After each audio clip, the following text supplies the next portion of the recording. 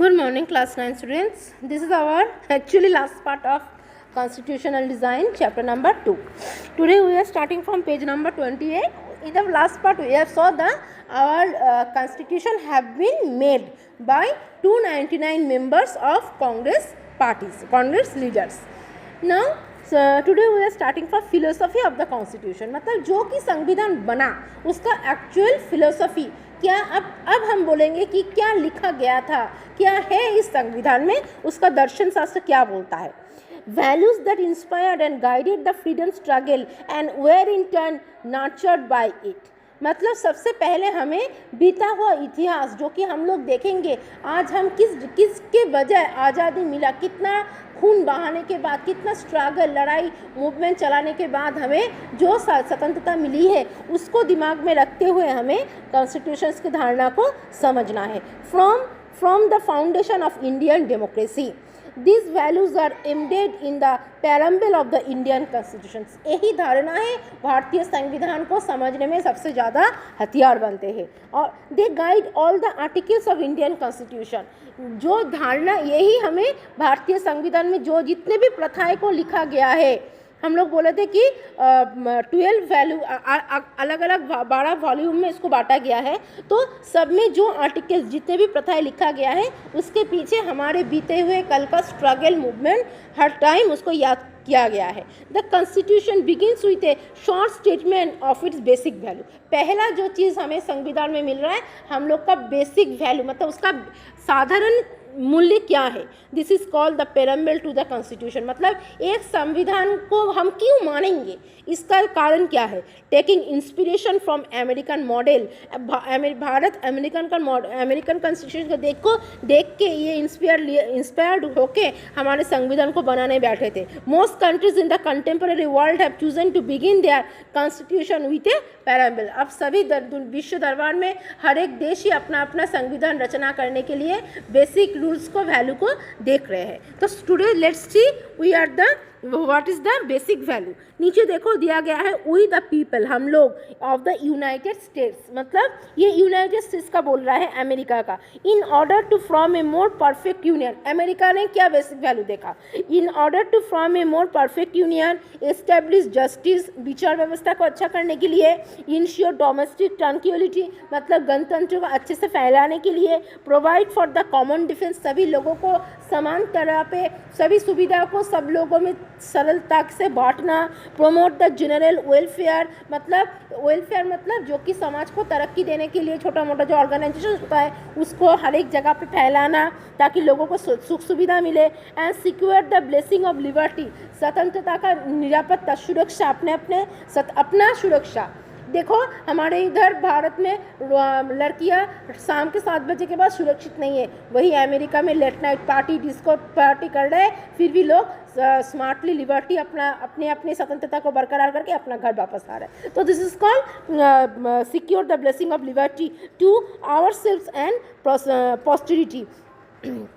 और ordain and establish this constitution for the life united states of America. तो America ने ये सब चीज़ों को अपने संविधान में ज़्यादा से ज़्यादा मूल्य दिया. तो हम now we the people of India. Next page number 29. इसमें देखो बीच में जो स्क्वायर में जो बॉक्स दिया गया है इसमें पूरा लिस्ट दिया गया है. हमने किस चीज़ को बेसिक वैल्यू दिया. We the people of India, हम भारत की जनगण, having solemnly resolved to constitute India into a sovereign, socialist, secular and democratic republic and to secure to all its citizen. हम सब सामाजिक तौर पर सोवेरियन मतलब एक हो के निरापत्ता रखते हुए, डेमोक्रेटिक रिपब्लिक गणतांत्रिक आज़ादी को रखते हुए, सारे नागरिकों को गणतांत्रिक आज़ादी देते हुए हम भारत के जनगण संविधान के दायरे में रहेंगे. जस्टिस, पहला है नियम. जस्टिस क्या होगा. सोशल जस्टिस, सामाजिक विचार, इकोनॉमिक जस्टिस, अर्थनैतिक विचार एंड पॉलिटिकल जस्टिस. तीनों प्रकार के जस्टिस देखा जाएगा तब जाके. और जस्टिस के लिए हम लोग जानते हैं कि जुरिडिक्शन डिपार्टमेंट गवर्नमेंट है जो कि हमें आइन मतलब फैसला, हमें हमारी ज़िंदगी का फैसला सुनाता है। लिबर्टी, स्वतंत्रता, लिबर्टी ऑफ थॉट, हम जो सोचते हैं उसमें लिबर्टी रहेगी, कोई दबाव नहीं रहेगा। मेरा एक्सप्रेशन, मेरा जो इम्प्रेशन, वो एक्सप्रेशन में कोई दबाव ना हो, उसमें भी स्वतंत्रता रहेगा। मेरा बिलीफ, मैं चाहे गॉड को बिलीव करूँ, मैं चाहे अल्लाह को बिलीव करूँ, मैं चाहे राम को बिलीव करूँ, जिसको भी बिलीव करूँ, वो मेरा विश्वास, उस विश्वास में कोई दरार ना आए, दबाव ना आए। मेरा फेथ एंड वर्शिप, मेरा विश्वास और मेरा पूजा करना, इन सब में लिबर्टी रहेगा।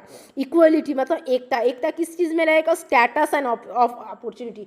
मुझे जहाँ पर भी, हम जहाँ जिसको, एक किसान से लेके एक डॉक्टर, डॉक्टर से लेके इंजीनियर, से लेके पुलिस, से लेके आम एक हाउसवाइफ, हर को समाज में सुख सुविधा का एकता रहेगा, सबको समान एकता रहेगा। And to promote among the, सबको सब जगह पे खड़ा होने का अधिकार रहेगा। Fraternity assuring the dignity of the individual and the unity of integrity of the nation. Fraternity मतलब समाज में चाहे जो भी पैदा हो रहा हो ना, समाज में लड़का पैदा हो, लड़की पैदा हो, सबको समान रिस्पेक्ट से सम्मान देना पड़ेगा। पुरुष महिला बोल के कोई विभेद का प्राचीर उठाएगा नहीं। In our constituent assembly this 26 day of November 1949 do hereby adopt enact and give to our self this constitution.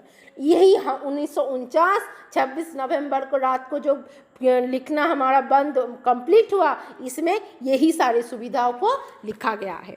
पर फिर हम लोग एक बार डिस्कस करते हैं। पहला पॉइंट देखो ऊपर, we the people of India, मतलब the constitution has been drawn up enacted by the people through their representative and not handed down to them by king और एनी आउटसाइड पावर। मतलब हमारे इधर, हमारे संविधान में सिर्फ हमारे सुख सुविधा, हम मतलब पीपल की सुख सुविधाओं को ही सिर्फ प्रायोरिटी दिया गया है, ना ही कोई बाहरी क्षमता, कोई बाहरी प्रभाव, बाहरी दबाव को इसमें इंक्लूड किया गया है। Next, sovereign, people have supreme, जिसमें हम जनगणि सर्वमुख है। राइट टू मेक डिसीजन, हम ही लोग डिसीजंस ले पाएंगे। Internal as well external matter, बाहरी या फिर अंदर जो भी घटना होगा। मेरे घर में अगर कोई आपद आता है तो उसमें कौन डिसीजन होता है? हम। तो एक देश में भी अगर कोई झमेला आएगा तो हम देशवासी उसका डिसीजंस मेकिंग ले सकते, तैयार कर सकते। Socialist, Samajwadi, wealth is generated socially and social be shared equally by society. Government should regulate the ownership of land and industry to reduce socio-economic inequality. हम समाज में जिसका जो इनकम है सब हम लोग जांच करेंगे, ऐसा नहीं सरकार के ऊपर छोड़ के हम आराम से बैठ गए। सरकार के द्वारा कोई गलती हो जाता है तो हम उसको सॉल्व भी कर सकते हैं। तो हमें इतना सामाजिक मतलब आवेग होना चाहिए, इमोशन रखना चाहिए। जो बाहर हो रहा है होने दो, ऐसा सोच नहीं रखना है। सिक्युलर, सिक्युलर मतलब सुरक्षा, निरापत्ता। Citizens of complete freedom to follow any religion, हम चाहे कोई भी धर्म को आज़ादी से, स्वतंत्रता से, लिबर्टी से फॉलो कर सकते हैं, इस पर कोई दबाव नहीं रहेगा। But there is no official religion, कोई सरकारी ऐसा नहीं। सरकार भारत अभी तो अगर हम बोलेंगे कि भारत में हिंदू जनसंख्या ज़्यादा है तो क्या सिर्फ हिंदू धर्म में फॉलो होता है? नहीं, सभी धर्म के लोग एक छत के नीचे रह रहे हैं। तो दिस इज कॉल्ड सिक्युलर, सब अपने अपने धर्म में निरापत्ता, सुरक्षित है। Democratic, a form of government where people enjoy equal politics right. Democracy का सबसे बड़ा अर्थ है जहाँ पर राजनीतिक स्तरों में हर एक जनगण को अपना अधिकार निभाने का समान हक रहेगा। Elect their rulers and hold them accountable, सबको अलग अलग, सबको वोट देने का अधिकार रहेगा। जिसका मन चाहेगा, जिस पार्टी, उस पार्टी को वोट दे पाएगा। The government is run according to some basic rule, बल्कि जो सरकार हम चुनेंगे उनको भी कुछ नियमों के आधार पे बांध के रखेंगे कि वो सरकार बन गया तो वो अपने मन चाहे सब कुछ नहीं कर पाएगा। Now Republic, the head of the state is an elected person and not a hereditary position. Republic में कोई मुखिया नहीं है, हम जनगण सबसे बड़ा मुखिया है। हम अगर किसी को मुखिया बनाते हैं तो भी उसका जो लगाम है वो हमारे हाथ रहता है। जस्टिस मतलब विचार, citizens can not be discriminated on the group of caste, religion and gender. ऐसा समाज में कभी नहीं होगा कि जात पात, मार्जिनलाइज, अनटचेबिलिटी, अछूतता, इसके ऊपर किसी का विचार होगा। समाज में सब एकता बनाकर एक रह के उसका विचार किया जाएगा। Liberty, there are no unreasonable restrictions on the citizen in what they think. यहाँ पर ऐसा नहीं होगा। लिबर्टी मतलब स्वतंत्रता, आज़ादी। तब मतलब मेरे सोच में भी को किसी का सोच गंदा है, छोटा है, ऐसा माना नहीं जाएगा। हर एक की सोच को दाम देना, मूल्य देना, वैल्यू देना पड़ेगा। हो सकता है वो गलत बोल रहा है तो उसको हम रेक्टिफाई कर सकते हैं, लेकिन वो छोटे सोच वाले हैं या फिर छोटे दिमाग बोल के उसको हटा देंगे समाज से, ऐसा नहीं चलेगा। इक्वलिटी, एकता, all are equal before the law. ये मैं बहुत बार डेमोक्रेसी पढ़ाने पे बोली हूँ। डेमोक्रेसी का सबसे बड़ा हथियार है आइन। आइन के सामने हम सब बराबर है। Marginalised, minority, majority people, women, gentlemen, women, boys, girls, we all are equal before the law. The traditional social inequalities have to be ended. The government should ensure equal opportunity to all. और सरकार वही आइन लागू करेगा जो सब लोग afford कर पाएंगे, उसको अपना पाएंगे। And last point is fraternity. All of us should behave as if we are members of the same family. No one should treat fellow citizen as inferior. समाज में हो सकता है कोई लूड़ा हो, कोई लंगड़ा हो, कोई अंधा हो, कोई बहरा हो, किसी को ऐसे नज़र से नहीं देखा जाएगा। सब एक परिवार में एक लूड़ा लड़का को भी लेके उस फैमिली को मेंटेन करना है तो समाज को भी उसी तरह से मेंटेन करना है। तो this all are the basics rules which have included in our preamble of Indian constitution. समझ में आया? भारतीय कॉन्स्टिट्यूशन में यही सारी चीज़ों को सबसे ज़्यादा बेसिक मूल्य दिया गया है। Next page, page number 30। In the last page institutional design, मतलब कॉन्स्टिट्यूशन तो बन गया है, लेकिन कॉन्स्टिट्यूशन बनने के बाद भी हम सबको अलग अलग संघ में बांटे हैं। A constitution is not merely A statement of values and philosophy. कोई भी कॉन्स्टिट्यूशन में सबका वैल्यू को समान तौर पे माना नहीं जाता है और सबका अलग अलग फिलोसफी होता है हर एक देश का। As we noted above, a constitution is mainly about embodying these values into institutional arrangement. तो constitutions के विधान को बनाने के लिए हम अगर संघ बनाते हैं तो constitutions के नियमों को अच्छे से पालन किया जाएगा। Much of document called Constitution of India is about this arrangement. ये इसीलिए कॉन्स्टिट्यूशन अमेंडमेंट में इंस्टीट्यूशन संघ का होना भी ज़रूरी है। मतलब संघ का मतलब अगर हम सरकार में लेंगे क्या बना था? गवर्नमेंट, नेशनल गवर्नमेंट मतलब सेंट्रल गवर्नमेंट, उसके बाद स्टेट गवर्नमेंट, उसके बाद लोकल गवर्नमेंट, यही है इंस्टीट्यूशन का डिज़ाइन। उसके बाद पुलिस है, आर्मी है, इसको हम इंस्टीट्यूशन डिज़ाइन में लेंगे। It is a very long and detailed document, ये बहुत बड़ा ही है नथी। Therefore it needs to be amendment quite regularly to keep it updated. संविधान में जो भी काम होगा या फिर एक देश में संविधान को लागू करना इतना तो आसान काम नहीं है, उसको दायरे में नोटेट करके रखना बहुत ही टफ जॉब है। तो सबके पास इसका अथॉरिटी रहेगा तो वो सभी उस काम को अच्छे से मेंटेन कर पाएंगे। Those who crafted the Indian constitution felt that it has to be according to people's aspiration and changes in society. जो लोग कॉन्स्टिट्यूशन का चित्र रेखा, रूपरेखा बनाए थे, वो लोग सोचे थे कि जैसे ही ये संविधान एक बार लागू हो जाएगा तो हमारे भारत के समाज में जो लोगों के अंदर हर एक लोगों के अंदर सार्वत्रिकता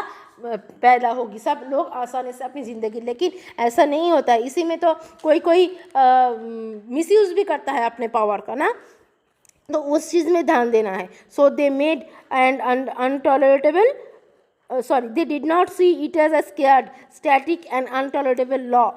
So they made provisions to incorporate changes from time to time.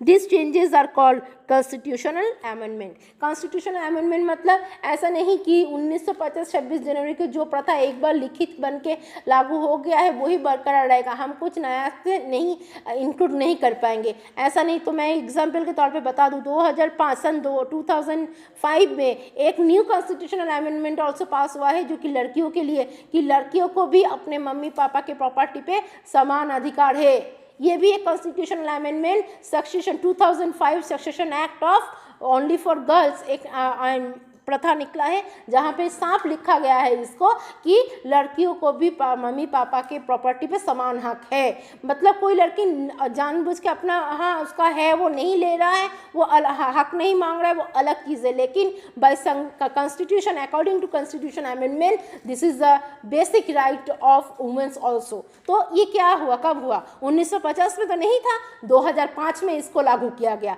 तो ये कॉन्स्टिट्यूशन अमेंडमेंट में समाज के चलते हुए, राह में चलते हुए जो दिक्कत अगर आएगी उसको परिवर्तन करने के लिए हम संयोजन और वियोजन कर सकते हैं। ठीक है, तो ये चीज़ को दिमाग में रखना है. The constitution describe the institutional arrangements in a very legal language.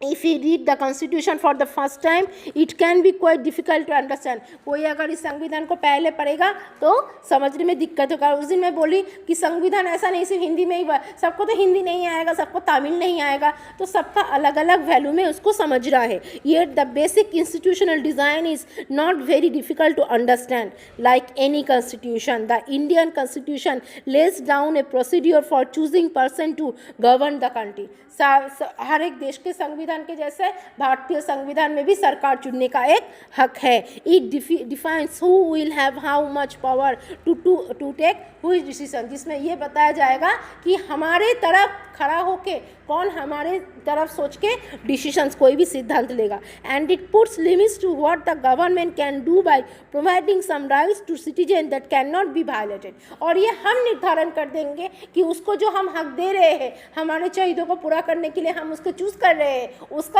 उसका लिमिटेशन कितना है. ऐसा लिमिटेशन होना चाहिए ताकि वो ज़्यादा प्रभावित लालच में आके समाज में हिंसा ना फैला दे, वायलेंस ना खड़ा कर पाए. The remaining 3 chapters in this book are about this 3 aspect of the working of Indian constitution. अगला जो 3 चैप्टर तुम पढ़ोगे सभी में भारतीय संविधान से जुड़े हुए नियमों के आधार नियम उसी के बारे में लिखा है. We shall look at some key institutional provision in each chapter and understand how they work in democratic policy. इसके बाद हम पढ़ेंगे संविधान. क्या पहला हम लोग क्या पढ़े, डेमोक्रेसी, गणतंत्र की ज़रूरत पढ़ लिए, मतलब जो कि मेन टॉपिक. उसके बाद गणतंत्र है तो संविधान की ज़रूरत है. अब संविधान है, इसके बाद हम सरकार पढ़ेंगे, गवर्नमेंट.